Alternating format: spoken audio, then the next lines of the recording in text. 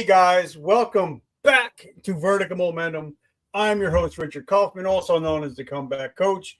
Yes, you're seeing me for the seventh time today. Thank you, Monster Energy, for keeping me motivated and pumped up. And also, this episode is sponsored by my brand new number one book on Amazon, the podcast Blueprint. I'm going to give you an offer. If you buy the book for $30, you're going to get over $1,000 in bonuses, and we'll talk about it at the end. But guys, I want to talk with my friend Marcos. I've been on his podcast, amazing podcast, one of my favorite podcasts, and we're going to be talking about sobriety. We're going to be talking about mindset, and we're going to be talking about business and how to start a business from $0. So if you stay till the end, we're going to give you 3 things you can do today to help start your business with no money. Yes, I said no money. So my brother, welcome to the show. How you doing? Thank you for having me on. I'm doing great. I actually just got off a podcast episode earlier, like literally, I would say an hour ago. I just got off a show. So I'm actually glad to be on your show. I'm so grateful to have you. So first question I have, and as you know, I'm going to write, you'll see me writing stuff down so I don't forget. What is your definition of resiliency? My definition of resiliency, I guess, over the course of actually learning and the struggles that I've endured in entrepreneurship, to be resilient, I think that would involve sticking to one single business idea and pushing through. And the reason I say that is because I've actually started multiple businesses and got nowhere. And the reason is because I was addicted to shiny object syndrome. Every time I saw a new business opportunity, I would take it. And that's because I would hit the low point in business, because business operates like up and down and up and down. And especially when you're very, very you're first starting out, you're only going to go up and then you're going to go down. And if you can't make it past the down, then you're not going to make it in business. And so for me, learning that the hard way, resilience is being able to stick with one business idea no matter how hard it gets, and believing you're going to make it. And the way you'll know you can make it is if there's someone out there doing what you're doing already. If there's someone out there doing what you're doing already, then you have no excuse to not be able to make it in business. So resilience is just, for me, sticking to a business idea, not changing it. It's going to be hard. Trust me. I'm actually in one of the hardest parts of my business right now where, like I said, I've learned the hard way. So I'm back to square one when it comes to like learning curve. So business is not going to be easy. I think people think business will be easy when they get into it. And then, a good quote someone told me earlier today yesterday was like, Mike Tyson says, everyone has a plan until they get punched in the face. And business, you're going to get punched multiple times. And not physically, but like mentally, spiritually, emotionally. And if you're not ready to withstand that, then you won't develop the resilience. So to me, that is what resilience means to me. All right. So first of all, I want to congratulate you on being 17 months sober, because being an entrepreneur, a lot of times it can want to cause you to drink. So I want to give you big props for that. But the hardest thing that I see, I celebrated 35 years. You're sober, but you're also a bartender. Correct. And so, obviously 17 months, it gets a little bit easier, but those first couple months in sobriety, while working behind a bar, could not have been very easy. So the first question is why did you decide to get sober in the first place? So the reason I decided to get sober in the first place, let me just make this very, very clear. Growing up, I hated alcohol completely, like 100% hated alcohol. But my friends, they loved it. So it's something that was it was something that like there really wasn't much entrepreneur friends for me to hang out with. So I had the friends that I had. They were good friends. They all had habits of drinking alcohol, or they all wanted alcohol. They all wanted to experiment. But alcohol wasn't something I liked. It's something that was like a part of my environment that then came into my life. So even all the way up until being a bartender, I wasn't like a really big drinker. I would just drink on the weekends. Then I started my first business, and I still drank on the weekends. I would go out with my girlfriend at the time.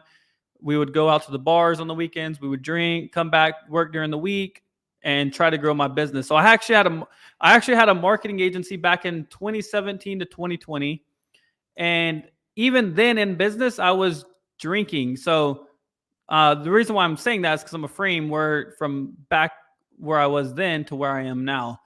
And so then I would drink, but then COVID hit. I broke up with my girlfriend at the time, moved to Austin, Texas, and then became a bartender. And the reason is because business really got hard. Like we talked about getting punched in the face earlier, business got very, very, very hard. And to me, it was just easier to go get a job. At the point of my business, I was just like, I'm doing all this work. I'm not making that much money.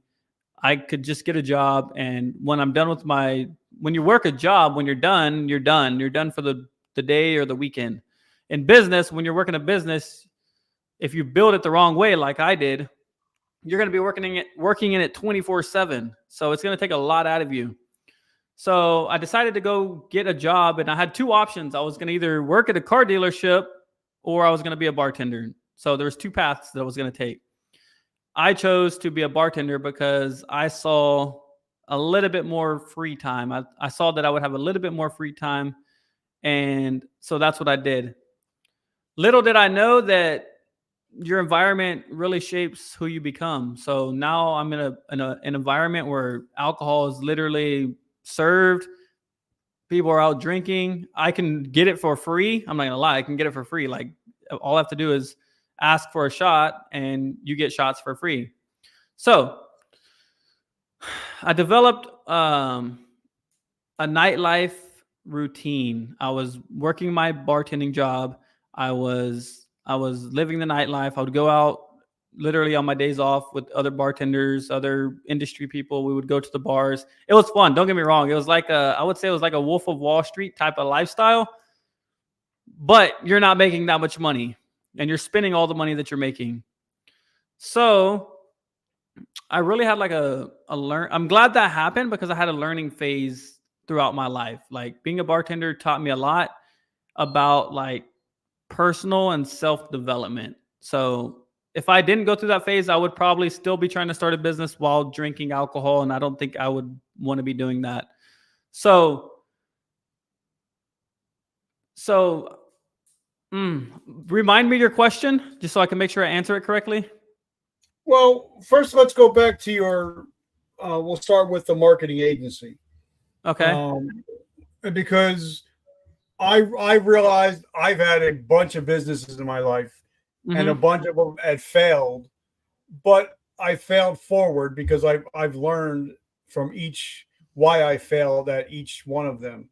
So why do you think you failed at being a marketing agency business owner? So the reason I failed, and I'm going to be 100%, it all goes back to the shiny object syndrome. And I think alcohol, I'm not going to lie, like doing like drinking and stuff like that, scrolling social media, all that gives you really big dopamine hits. And we all just want the quick, easy, fast, like results. And back to when I was drinking alcohol as a bartender, I was still running my marketing agency. I had a few clients still, but they were going like my motivation and drive was going downhill very, very quickly. The more I drank, the more I went out and partied. That was fun. Posting online for clients, talking with clients, running advertising, boom, boom, boom. All that became like a dreadful task.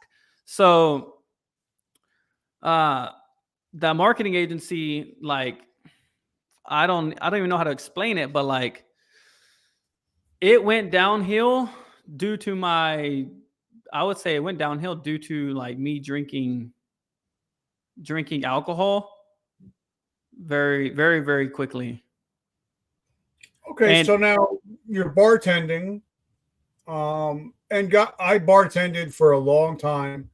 I've learned a lot of social skills from bartending. I know how to talk to people. I know how to listen to people. I learned how to read people's body language, and I equated that to sales down the road. So, what positives have you taken from bartending? The positive I've taken from bartending, I've always been a people person, so I don't think that that's taught me any more difference how to be a people person. I do think it has taught me to operate well under pressure, because as a bartender, you really have to operate fast, quick, with speed. I'm a speed bartender, so like you just have you have a guest right here. You're trying to take like you're serving this guy. You're trying to hear this guy's order. You got another person over there probably trying to start a fight. You got to also make sure the team that you're working with is strong too, because you're only as strong as your weakest link. So if other people are like drunk, like you're gonna have to pick up their slack. So bartending really taught me how to I would say the biggest thing that I really got from bartending was to be real is how to operate under a high stress environment. Because, and the reason I say that is because fights can break out, like you're having to deal with angry customers, and we're not talking about angry customer that says like, oh man, there's a hair in my food, or there's this. We're talking about angry customers that, like, when you approach them, they want to fight you now. Like you are the enemy, and your goal is to get these people out of the bar quick, fast, and possible without anything escalating.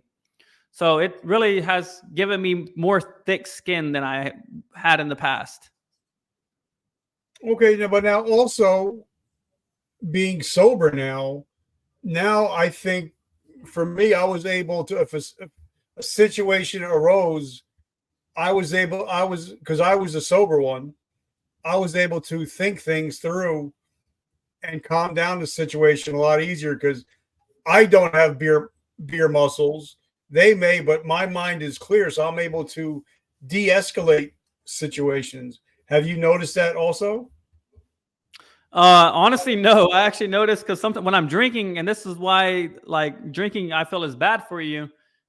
When I drink, I really don't care. Like that's just how my mind operates. Like, for instance, if there's like a beautiful girl, if I'm single and there's a beautiful girl, I'm more likely to go talk to her with a few drinks inside of me.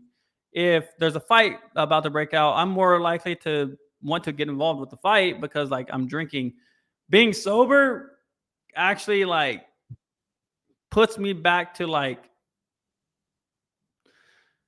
I'm trying to figure out the best way to explain this, but you kind of get where I'm getting at. Like drinking like takes away like your actual thought process.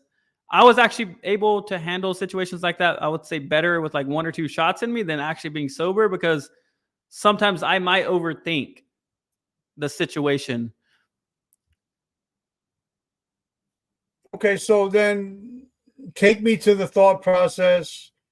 Okay, you're sober now and you want to start another business. So did you just wake up one morning and say, "Hey Marcos, why don't we just go start another business?" Yeah, no, it Tell sounds like me, a so stupid take me into the thought process. All right, so how did it start? So actually becoming sober was more, I knew that I always wanted to start a business. And there's a mentor named Sam Ovens who, as I'm learning from him, he's like, every time you drink alcohol, you're losing $100. And so basically, you're not actually losing physically $100. You kind of are, because if you're out drinking, you're spending money. But he's saying like every time you're spending like a second drinking alcohol, like an hour drinking alcohol, you're going to be losing $100. And when I heard that, I'm like, all right, one, this is not probably the best activity to be doing, because a multimillionaire was saying this. But the reason why I wanted to start a business is because I ultimately want like financial freedom. Like I said, I've started multiple businesses, but I've endured shiny object syndrome. I went through the nightlife, drinking, partying. There's no way I'm almost gonna say this. There's really no way you're gonna grow a business if you're just out there drinking alcohol. You're working a job and you're spending all your time drinking alcohol after the job. It's going to be very, very, very hard to start a business. And for me personally, it just didn't fit with me. Like drinking alcohol wasn't going to help me. But what made me want to start a business again is just like, I felt like that's something I've always wanted to do. But that drinking alcohol was something that I knew I needed to stop if I was going to actually make it in business. And I know I haven't seen like miraculous results right now. Like I'm not gonna see like it's kind of like the stock market. Like when you start investing money into the stock market, you're not gonna see amazing results right away. But you have to be persistent. And so like I'm in that persistent phase to where like I'm just gonna keep investing in myself, taking the daily actions that I need to take, and eventually the results will come if I'm doing the correct actions. So the reason I wanted to start the business is because I just know that working a job is not going to fulfill my lifestyle. And I know I'm meant for more. I know that something deep inside of me, there's more than just working a job. Okay, so then let me, because I'm a big reader and we talked about it on the show. I'm a big knowledge guy, and I just got done reading Patrick Bet-David's new book. And something that he says, he's worth 9 figures. And even when he goes to conventions or when he goes to events, he'll have one drink and nurse it through the whole night, maybe not even drink half of it. He says, because if I'm drinking, I can't be absorbing everything that's going on around me. So have you noticed that also? When I drink, I act like a wild, like I have a 15% Indian inside of my blood. So I'm like 15% Indian. When I drink, I act like a wild Indian. Just doing, I don't even because when I drink, I want to I don't see the point of just sitting around at your house, just drinking a sip of beer. Like I'd never found that. I actually only did that once where I ever sat down at my house and actually had like a sip of drink. Cause I don't see the point of just sitting around sipping drinks. But even one sip for me, maybe like in the far, far future, like 10 years from now, I might have a drink. Maybe that's still a big, big maybe. But like one drink for me would just cause a snowball to more drinks. Cause like I found that if I break a little bit and say like, oh, you deserve this one drink because you've been sober for 18 months. Go out and celebrate with this one drink, or go out and cheers with this business owner. You deserve it because you got a client.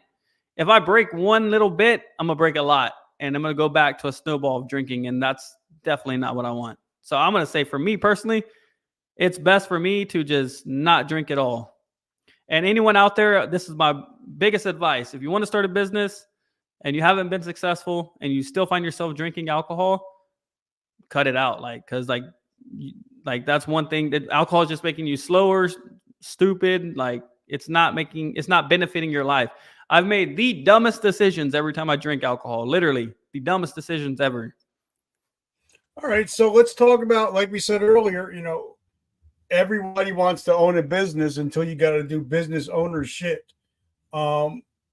For me, business, it's like having a second wife. It's business. It's a job. I mean, I'm going on vacation on Sunday. I'm going to be in a cruise to the Bahamas. But my mind is still going to be, even though I'm trying to get out of business, my mind is still going to be on business. I'm still going to be making videos, making reels and stuff like that for when I get back. So either you're all in on business or you're not all in. And even like my friends on Shark Tank, like Brian, Mark Cuban, even if he says, if you're not 100% in on your business, nobody else is going to be either. So talk to us about what it's like to be a business owner and the sleepless nights, the checking your bank account incessantly, watching YouTube videos, trying to learn as much as you can. Talk about what it's like to start a business with zero and how hard it actually is. I'm glad you asked this question because I know there's a lot of people out there who are probably in the same phase that I am right now, which is like you're working a job, and you're trying to start a business. That's two things. You're working a job, and either you hate your job so much that you want to start a business, or two, you're working a job and you see that you could do better and make more money, so you have this idea to start a business. But the reality of it is for most people, business is going to be very, very hard. And like we were talking about earlier, like you're going to need massive amounts of discipline, because like for me, I'm just going to explain the phase that I'm in right now. So we'll just start with Monday. Monday, I work as a manager at my bar. I literally work from 7 p.m. to 4 a.m. Tuesday, I take a day off with my girlfriend, because I feel like if I don't at least spend one full day with my girlfriend, then we're not going to connect. You can't, like, it's kind of like my all-in day with her. Like, we get this one solid day together where we pretty much space everything out and we connect. I feel like that's important, especially if you want to keep your relationship while you're trying to do these things. So Wednesday, Thursday are my two primary business days. I know for sure these 2 days, which is like today's one of them, that I get to focus on business. Thursday, Friday, Saturday, Sunday, Monday, all those days are pretty much dedicated to the bar. So it's definitely a grind. And I think what really like makes it so hard is like, you're not making enough money to quit your job. You actually just created yourself a problem. Like, by trying to start a business, you just created yourself multiple problems. And in order to leave your job, you have to figure out how to solve those problems, is what I'm realizing from mentors that I've talked to. And if you don't overcome those problems, then you will just go backwards in life. And I personally experienced going backwards in life multiple times, because not only did I chase shiny object syndrome, but I chose to go out and party and drink. And I watched other people, literally a hard lesson. I watched other agency owners who started with me in 2017 keep pushing, keep grinding. They stayed out of the nightlife. They listened to the mentor, and they are multimillionaires now. And that was a hard lesson for me to learn, like to watch. I'm like, yo, like if I would have just actually listened to my mentor during this time, I wouldn't even be in this position that I'm in right now. But it's going to be hard. It's going to be hard. Well, the reason why I asked that is because when you decide to become a business owner, some of us can't afford to go to school, take classes, but some of us can have a bartending job. Some of us worked a desk at a GNC like I did, until one day I said, wait a minute. Or even in your case, somebody owns this bar. Or for me, somebody owns this GNC. How about if I go to them, say, listen, I would love to learn from you. Please teach me. I'll come in early. I'll stay late. I'll work for free. Teach me how to run your business so I can help you more. And then in your mind, you could be saying, as they're teaching me how to help them, they're going to teach me how to run a business. I was running a GNC until I said, Kumar, teach me how to run a business so one day you can retire and I can run it for you. He taught me the back of the house, writing checks, return on investment, how to pay bills, margins, and stuff like that. But I had to ask him. I had to say, listen, I want to help you. How can I help you? And can you teach me how to run a business? Most business owners are not going to say no. So talk to us about that. Sometimes it's just offering to help your manager at the job you're already in teach you how to become a business owner. I wouldn't say I've had experience with that, but I do know I do management roles right now, and I do see like back of the house, front of the house, stuff like that. I've actually, and the reason why I say shiny object syndrome is like stay away from it at all costs is because I started off at the bar as literally at the lowest of the lowest, washing dishes as a bar back, the bottom. I've been there 3 plus years, and I've rose up to literally one position under the general manager. And if I had done that in business, if I would just stuck with it, do the dirty work, do the sales calls, do the boring stuff like washing dishes. No one wants to wash dishes. No one wants to make sales calls. But like if you do the boring work, you can rise up to do the more interesting work. And it's just like a job is just like business. You stay there long enough and you put in the work and you're consistent, you'll rise up to the top.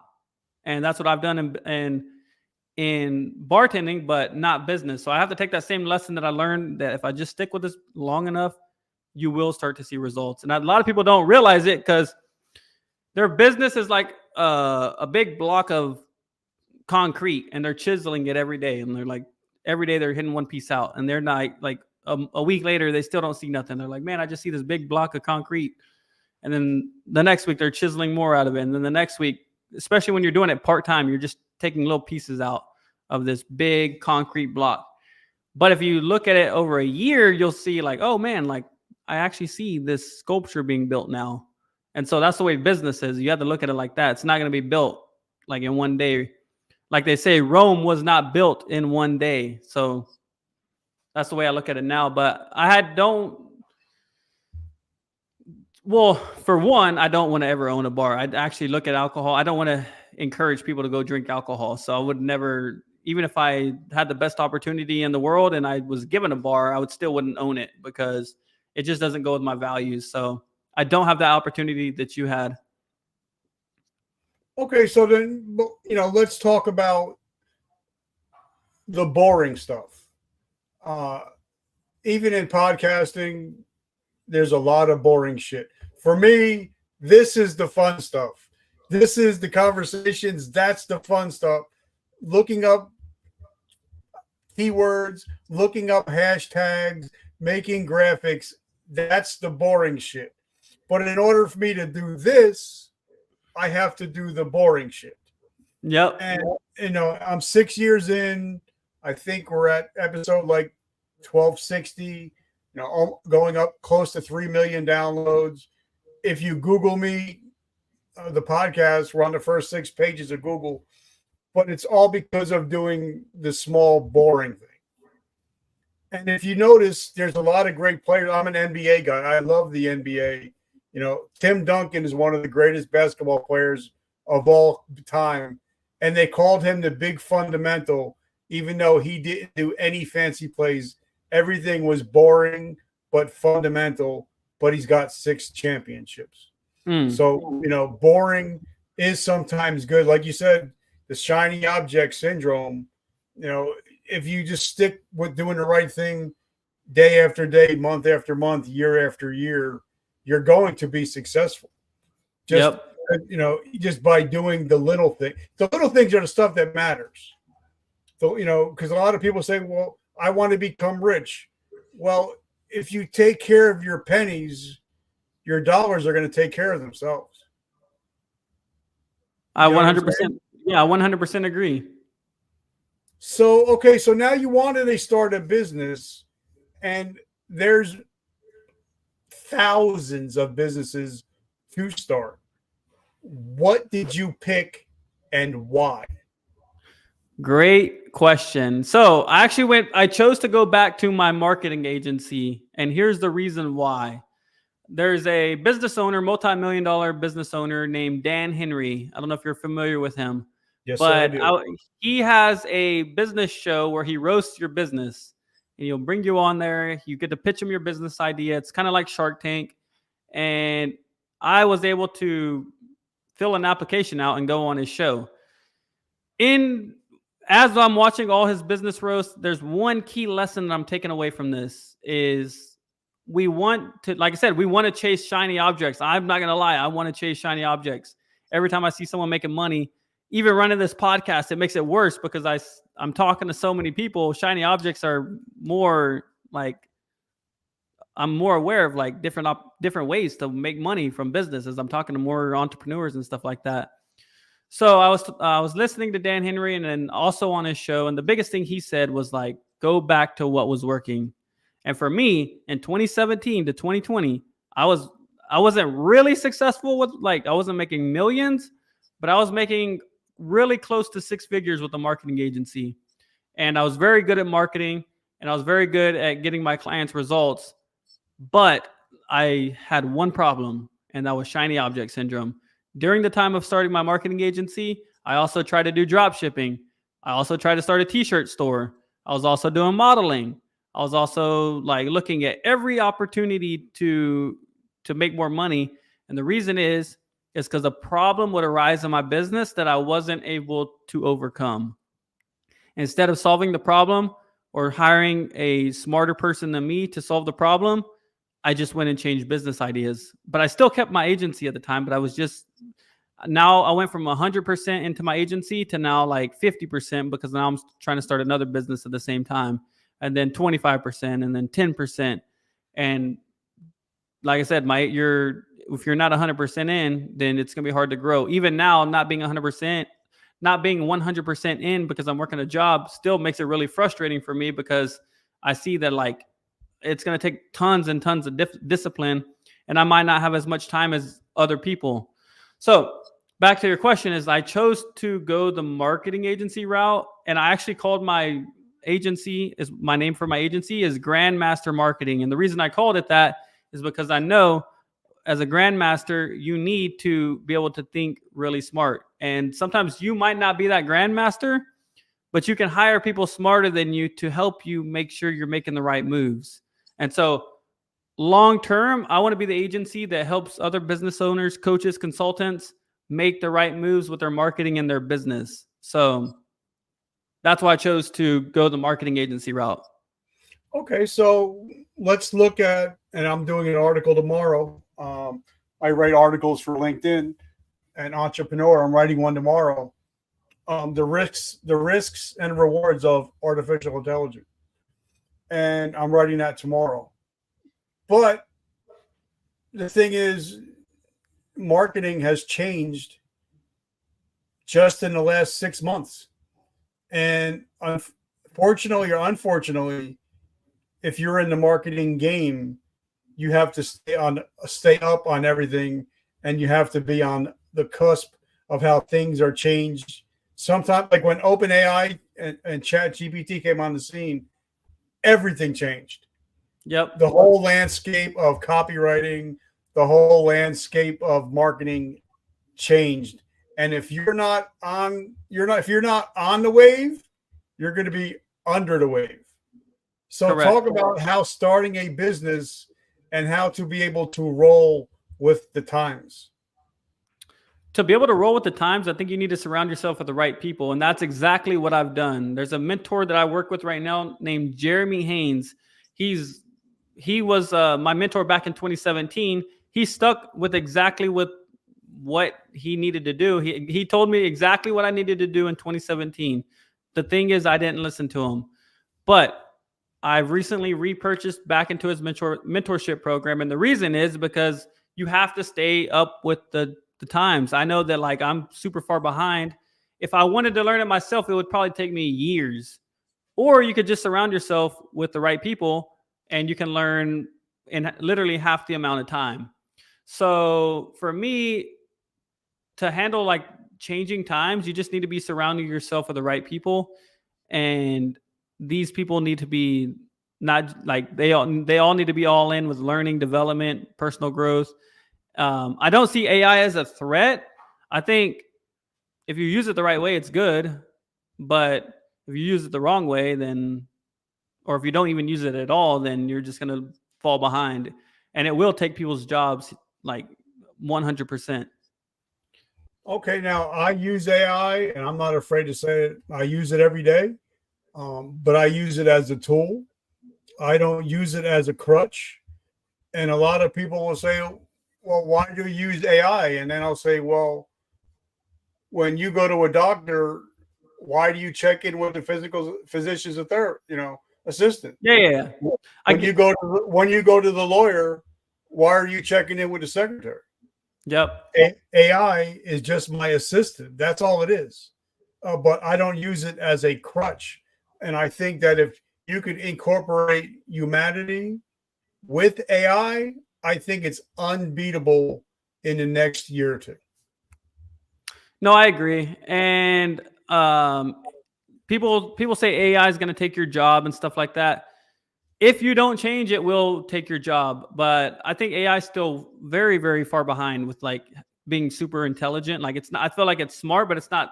It can't run your marketing for you. You're still going to need someone on your team who's dedicated to actually running and scaling your advertising. Like I don't think AI is capable of doing that just yet. In the future, possibly, but right now, I don't think so.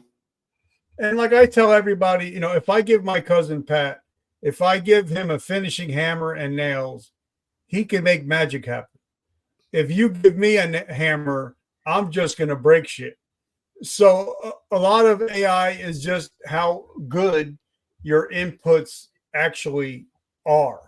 And I Yep. think that's the differentiator between, you know, using AI properly or using it like everybody else. But now let me ask you a question because you know, grandmaster marketing, in my opinion, and I did this for a reason.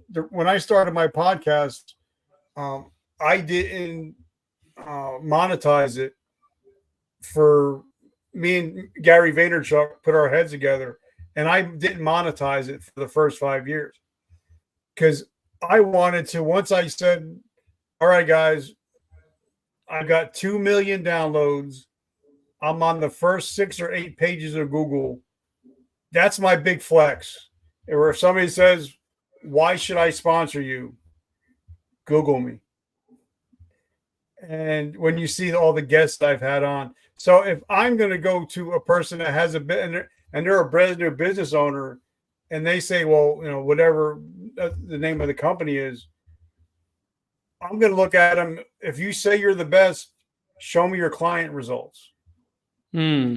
So for me, it was kind of like, how am I going to ask for 10, you know, high 5 or 6 figures for a sponsor if I don't have anything quantitative behind our brand? That's why I wanted to wait till we had 2 million downloads and, you know, all these big stars like Robert Kiyosaki, Sharon Lecter, you know, David Meltzer, until those people were on the show, Graziosi and stuff like that, then I could be able to say, okay, this is why you need to invest 10, you know, 5, 6 figures with me. So what Yep. about you? What are you doing to create social proof? So when people say, well, you say you're the grandmaster, let me see what your clients are, what you're doing for your clients. Yes. No. And I'm going to be 100% real. I have 0 clients right now. I'm just, like I said, I'm in the very beginning phases of getting started with my marketing agency, putting in the work. The reason so I think I'm going to frame your question. The reasons, or like, I'm going to make it into a statement. The reason why someone's going to hire me as their marketing and to work with them on their marketing is because I'm in the position that I'm in right now. So I know my business is called Grandmaster Marketing, but I currently don't have any client results. Long term, we are going to be the best in the game. Mark my words. But right now, the reason someone's going to hire me is because I'm far cheaper than paying an employee who's not motivated, who really doesn't care about marketing and growing their business.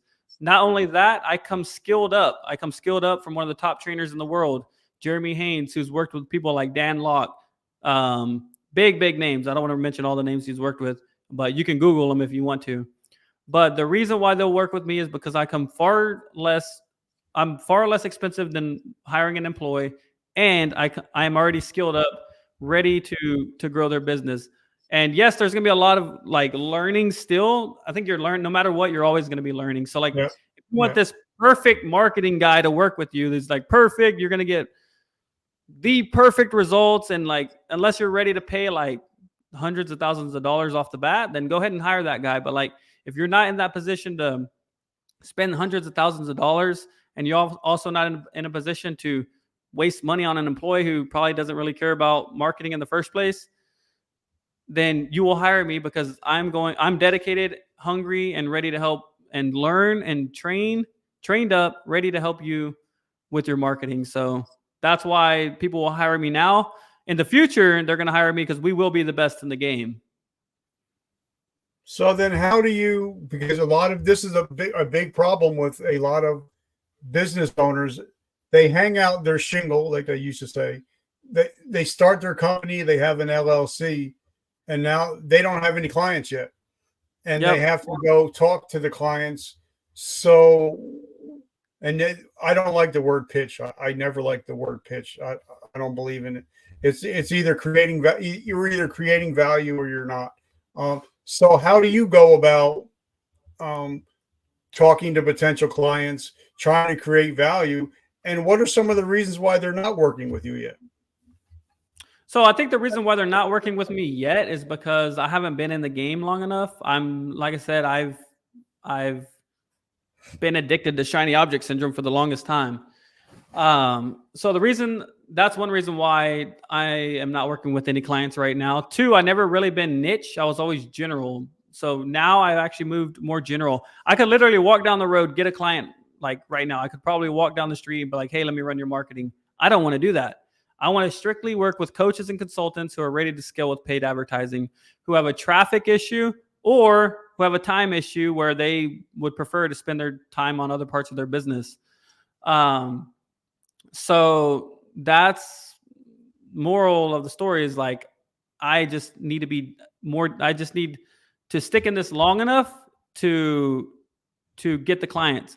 But what I'm doing right now to actually get the clients and connect with them and build a relationship is I built my podcast for that reason, so that I can not just be some guy sending you DMs on Instagram where I'm like, hey, like, let me run your marketing for you, because they get those every single day. I actually want to build a relationship with my ideal client, connect with them, learn more about their business, see what kind of values these people have. And if we share the same values and we connect well, I feel like if we have a good relationship, that's more that client will be a client forever, as long as we're getting them results and doing what we say we're going to do, versus just pitch the guy, try to get him on, and then it's just like hey, did you get me any results? Or hey, I got you some results here, like that kind of relationship. So what I'm doing is using my podcast for that. And that's why we're here today, because you had me on Yep. your show, and I'm having Yep. you on my show, and it's just creating an ecosystem where everybody is helping each other out. So talk to us about your podcast, and talk to us a little bit about some of your beginning struggles of starting a podcast. So YouTube is fun for me. That's the fun part for me. I've always loved YouTube and creating content. For some reason, I just get like the biggest dopamine hit ever whenever it's almost like taking a shot of alcohol. It could be bad for me. YouTube, when I post content and you think you can get a lot of views and things like that, it just creates like a dopamine hit. But so creating the podcast honestly has been fun. It was a little struggle in the beginning because I always struggled with like communication and like, oh, am I going to be saying and aw, and like, am I going to ask the right questions, or like, how much research do I got to do on this person? Because I want to make sure I like do enough research to where like I know enough about this person to ask genuine questions. The biggest thing for me was getting multimillionaires on my podcast, because I didn't firmly believe that I could do it, because I didn't think a multimillionaire would want to talk to me, because I'm not at a multi-million-dollar level. And so that was one of the biggest beliefs and limiting beliefs that I've had to break. And since then, like I didn't really break it. I just took action and it kind of broke itself. But I've had like several multimillionaires on my podcast, and I don't know. It's to me, creating the podcast has been the easy part. Getting the clients has been the hard part. Okay, now I've had multi-millionaires on, billionaires on the show. As we talked about on your show, I'm a ninth grade dropout. But since I've started my show, I've had the best in the world on my show, from every aspect, from AI, from marketing, branding, you name it. I've had the top people on the show, and I'm pretty much getting a master's degree in business for free, because I just have them come on the show. Like, I couldn't afford to sit in front of David Meltzer or Sharon Lechter and Robert Kiyosaki for an hour, but I can have them come on my show for an hour and a half, ask them whatever I want, and get all the answers for free, just because I have a platform. Wait, question. You got Robert Kiyosaki on your podcast? Sharon Lechter, David Meltzer, Steve D. Sims, the guy from Cobra Kai, the drummer for Def Leppard. So we've had a lot of people come on the show. But like I said, it's because you have a platform. You are social media. You actually have a platform. So you can pretty much, like when everything was coming out with the NFTs, I'm like, all right, who's the best in the world? Let me invite him to come on my show. He actually came and sat down for 2 hours talking about NFTs and crypto. But because I have a platform, I can do that. And now you have a platform. And then once all these multimillionaires, they hang out with other multimillionaires. Yep. So if they could say, hey, I was on Marco's show, why don't you get on Marco's show? Or what I've done is once I had Steve Smith, David Meltzer, Sharon Lechter, I would see who their millionaire friends were. And I'd be like, hey, Steve Sims was just on my show. I would love to have you to come on the show to promote your business. Now they're friends with Steve. Steve was just on the show. That just gave you instant credibility. It does build your credibility. I'm not gonna lie. It really does build up your credibility. And like for me, if I say Google me, you'll see 1,250 interviews on Google. So when somebody says, well, why should I come on your show? Well, David Meltzer was just here, billionaire, makes $20 billion a year. Steve Sims, Robert Kiyosaki, Sharon Lechter. How would you come on the show? And they're like, all right. And then I had John Lee Dumas on my show, the #1 business podcaster in the world. Then I get messages from Dean Graziosi saying what a great show it was. And so it just builds that way.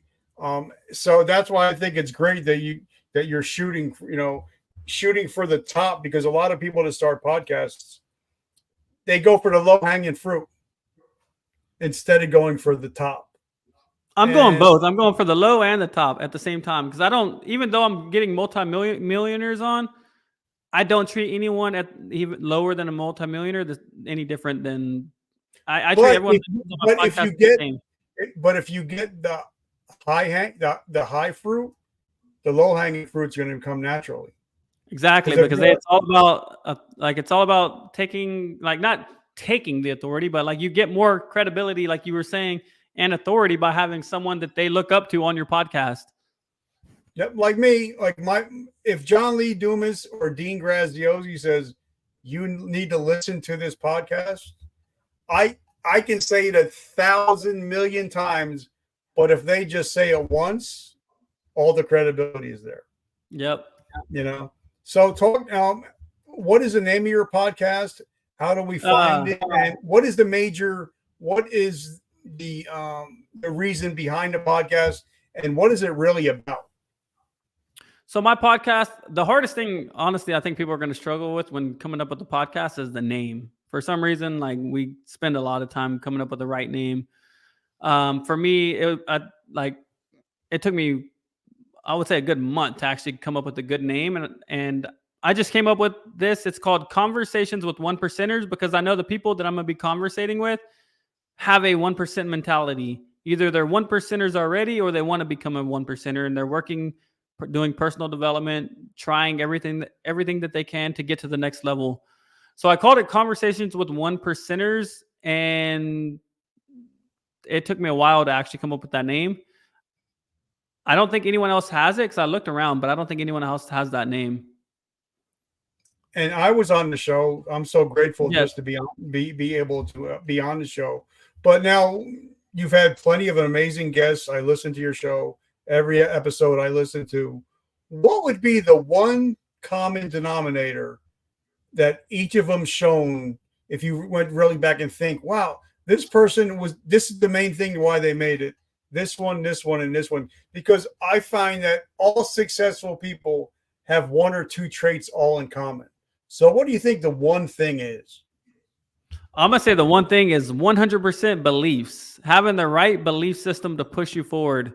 For instance, me, like, you're gonna have limiting beliefs in multiple areas of your life, and the ones, for instance, I just enrolled into a mentorship program, and as I was enrolling, the guy was talking to me, and he was telling me one of his beliefs. I believe that I really enrolled into this system or into this program for this one belief, which is doing. It's something I wrote it down. I don't want to look it up, but it's basically saying doing is better than perfect, and clarity comes into doing. And the reason why they say that is because most people want to do everything perfect. So if you have this, like, say for instance, you're starting a podcast, but everything has to be perfect. Oh, I don't want to post this video because it's not perfect. Oh, I don't want to post this thumbnail because it's not perfect.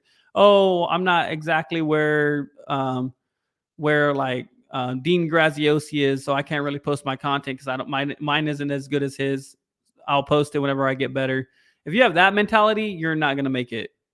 So doing is better than being perfect, and clarity will become in the doing. That's honestly, I would take that and run with it, because even for me, like, even at the level I'm at, like, there's things that I want to be perfect. Like, I want to be a perfect marketing agency before I get a client. Like, if I operate that way, then I'm not going to ever get a client, because you're never going to be perfect, ever, ever, ever, ever. Like, you'll never be perfect. Things are always going to be changing, and then you're going to have to learn something new. So I would say the biggest thing that I learned from pretty much everyone that I've had on my podcast is fixing your mindset. And I love that. And I've got 3 of my clients. They're dropping their first podcast episodes this week, and all 3 of them have sponsors already before their first episode is even launched. And that was all because of the book, but it's also because, like you said, and I believe it, perfect inaction or unperfect action. I'll take unperfect action all the time. I'll take the quarterback that throws it downfield trying to get the Hail Mary, than the quarterback that just takes a sack and says, oh, well, I'm done. You know what I mean? Yep. So how do we go about finding your podcast, and how can we support your mission? So you can find my podcast. It's on YouTube. I actually only have it on YouTube. I don't have it anywhere else. So you can find it. Most of my podcasts are going to be under videos. The rest of them will be under live videos. And you can find it by searching Marcos Garcia or Marcos the G, at Marcos THEG. So on there, I literally have every podcast on there. And honestly, that is probably the best place to follow me, because I think that's the only place I'm going to be posting them for a good while. All right, guys. So make sure you check him out. And he's an amazing dude, and I love his podcast. I love you guys, and I will see you next week. Marco, brother, have a great week. Appreciate it. Be good. You too.